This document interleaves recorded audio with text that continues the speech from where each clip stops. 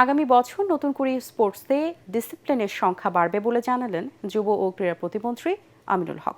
সিলেটের এক হোটেলে সংবাদ মাধ্যমে তিনি একথা বলেন। তাছাড়া নতুন করে স্পোর্টসের মাধ্যমে বাংলাদেশের ক্রীড়াঙ্গন নতুন যুগে প্রবেশ করেছে। সিলেট থেকে বিস্তারিত জানাচ্ছেন পরাগারমান।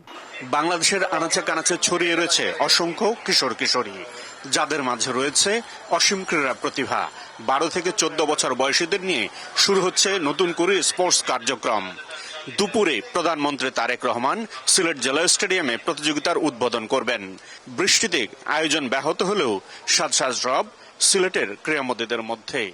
প্রথমবার 8টি ডিসিপ্লিনে খেলা হলেও পরের বছর থেকে ডিসিপ্লিন বাড়বে বলে জানান যুব ও ক্রীড়া প্রতিমন্ত্রী আমিনুল হক। আজকের সেই ইতিহাস, বাংলাদেশের ইতিহাসে একটি নতুন অধ্যায় যোগ হতে যাচ্ছে, নতুন করে স্পোর্টস। এবং এখানে আমাদের 12 থেকে 14 বছরের বাচ্চারা, আমাদের কিশোর কিশোরীরা, আমাদের সন্তানরা প্রায় 8টি ইভেন্টে তারা প্রতিযোগিতায় অংশগ্রহণ করবে। ভবিষ্যতে আমাদের যেটি প্ল্যান রয়েছে যে আমরা আর্চারি কিংবা শুটিং, আমাদের টেবিল টেনিস, অন্যান্য যেগুলোতে আমাদের ধরেন সাফ কিংবা এশিয়ান গেমস কিংবা অলিম্পিকে ভালো কিছু করার সুযোগ রয়েছে। নতুন করে স্পোর্টস কার্যক্রমের লক্ষ্য ক্রীড়াকে পেশা হিসেবে প্রতিষ্ঠা করা। নির্বাচিত প্রতিভাবান খেলোয়াড়দের জন্য থাকবে সরকারি ক্রীড়া বৃত্তি। এটি তাদেরকে আর্থিক সহায়তা নিশ্চিত করবে। কিশোর কিশোরীদের এই প্রতিযোগিতা ধারাবাহিকভাবে অব্যাহত থাকবে বলে জানান ক্রীড়া প্রতিমন্ত্রী।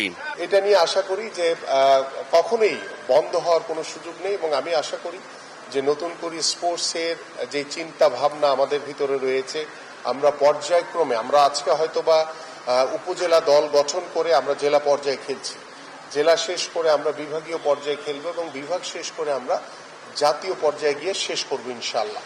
প্রতিভা, পরিশ্রম আর সঠিক পৃষ্ঠপোষকতায় নতুন করে স্পোর্টস হয়ে উঠতে পারে আগামী দিনের ক্রীড়া উন্নয়নের মাইলফলক। নতুন করে স্পোর্টসের জন্য বাংলাদেশকে ভাগ করা হয়েছে 10টি অঞ্চলে। সিলেট অঞ্চলে প্রতিদ্বন্দ্বিতা করবে সিলেট, সুনামগঞ্জ, মৌলভীবাজার এবং হবিগঞ্জ।